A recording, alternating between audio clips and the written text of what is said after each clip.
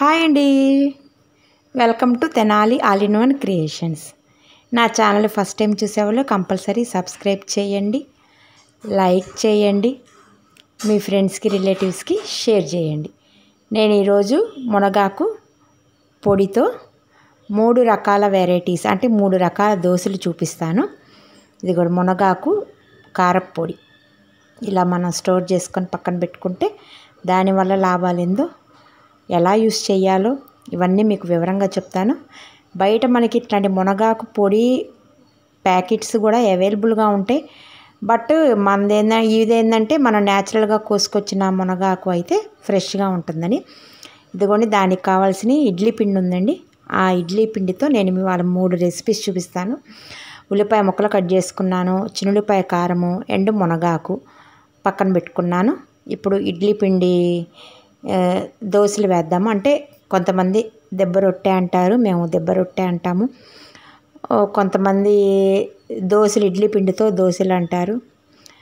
మీరు ఎలా అంటారో కామెంట్స్లో పెట్టండి. మీరు ఇడ్లీ పిండితో చేసే దోశల్ని మీరేమంటారో కామెంట్స్లో పెట్టండి. పెను వేడెక్కినాక మనం ఇడ్లీ పిండి ఇట్లా వేసుకుందాము.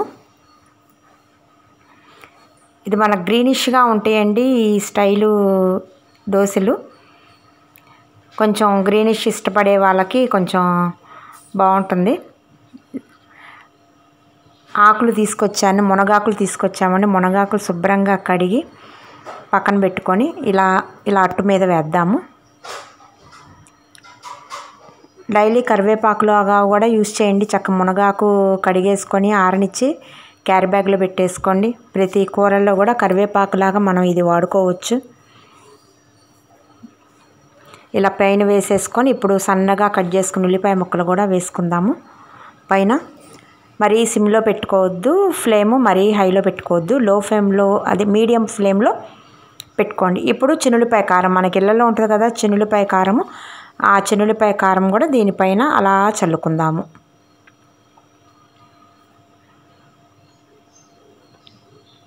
ఇది మనకి ఆకులు కదా, మనకి పసరగా ఉంటుందేమో, కొంచెం స్మెల్ వస్తుందేమో, పసరు స్మెల్ అని అనుకుంటారేమో.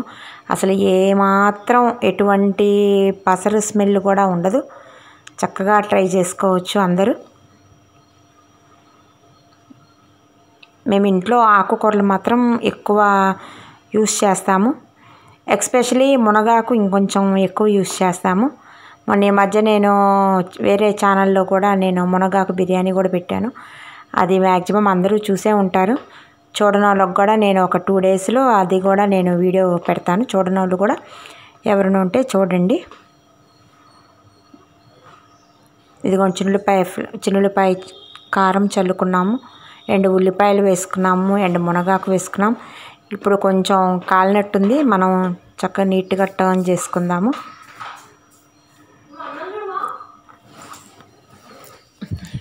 అది నాన్ స్టిక్ పాన్ కదండి, చక్కగా ఈజీగా వచ్చేసిద్ది మనకి. అది టర్న్ చేసేసుకుందాము. సరే, చక్కగా మంచి కలర్లో ఉంది.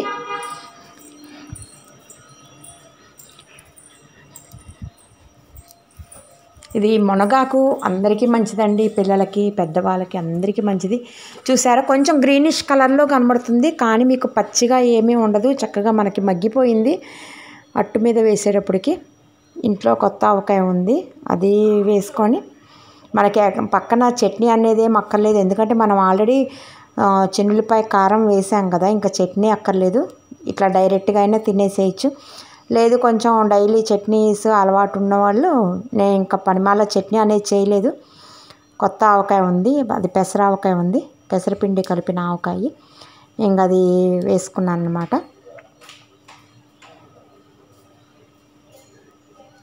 మనకి హెయిర్కి కానీ, ఫేస్కి, కొలెస్ట్రాల్కి అండ్ కొంచెం స్లిమ్ అవ్వాలన్నా ఎటువంటి దానికైనా చక్కగా యూస్ చేసే, ప్రాబ్లం ఉన్నా లేకపోయినా దేనికైనా మనం మునగాకు అనేది చక్కగా యూస్ చేసుకోవచ్చు.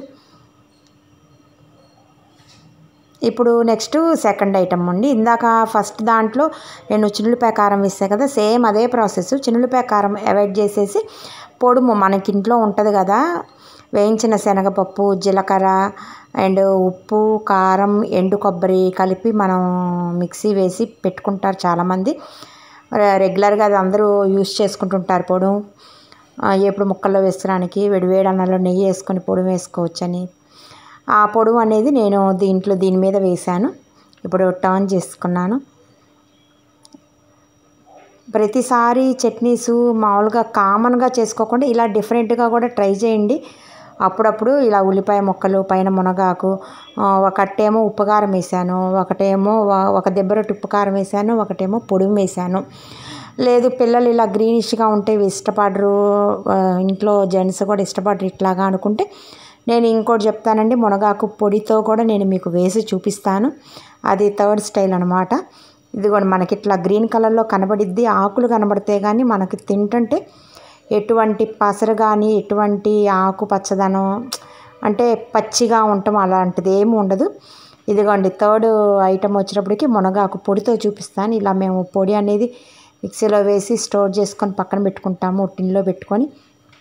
ఇది మనకి విడిగా ఒక 20 days పైనే ఉంటుందండి. ఫ్రిడ్జ్లో అయితే ఒక 1 month 1.5 months ఉంటుంది. కానీ ఎందుకు మనకు మునగాకు ఎప్పుడు అవైలబుల్గా ఉంటుంది కాబట్టి మేము ఎక్కువ అనేది స్టోర్ చేసుకోము. జస్ట్ చిన్న దాంట్లో పెట్టేసుకుంటాము. అవంగానే మళ్ళీ తెచ్చుకోవచ్చు, మళ్ళీ క్లీన్ చేసుకొని మళ్ళీ ఆరబెట్టుకొని మళ్ళీ మిక్సీ చేసుకోవచ్చు. గాలికే చక్కగా ఆరిపోయిద్ది కాబట్టి మనకి ఎండ అనేది కూడా అవసరం లేదు. ఇప్పుడు మళ్ళీ ఈ థర్డ్ ఐటమ్ ఈ మునగాకు పొడితో వేద్దాము. థర్డ్ది వేద్దాము. కొంచెం బ్లాక్గా ఉందనుకుంటారేమో, నేను ఇంకో మెయిన్ టిప్ చెప్తానండి. మేము ఒక అట్లకైతేనే మినపగుళ్ళు వాడతాము, ఇడ్లీకి వాటికి మినప్పప్పే వాడతాము. చాలామంది మినప్పప్పు వాడి శుభ్రంగా క్లీన్ చేస్తారు పొట్టు లేకుండా.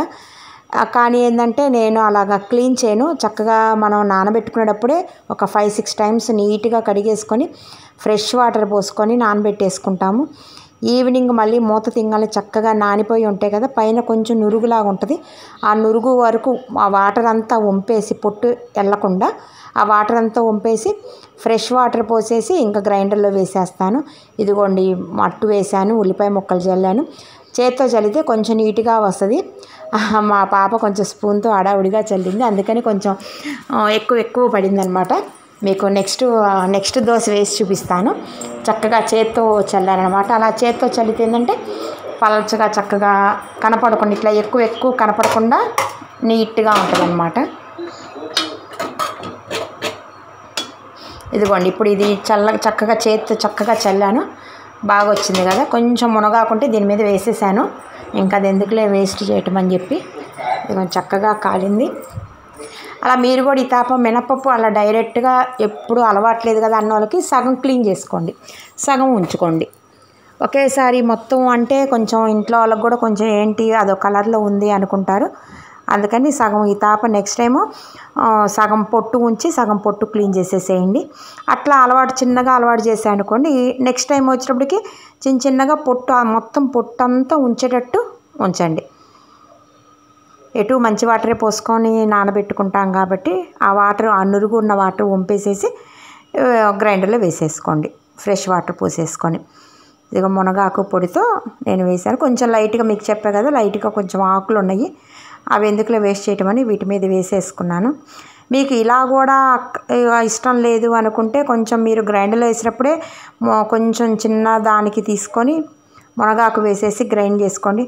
కానీ అది రిస్క్ ఎందుకులే, ఇలా మా పిల్లలు మా వారు ఎలా చేసినా తింటారని చెప్పి నేను అంటే టేస్ట్గా ఉంటేనే తింటారులేండి, చండాలంగా ఉంటే ఏమీ తినరు.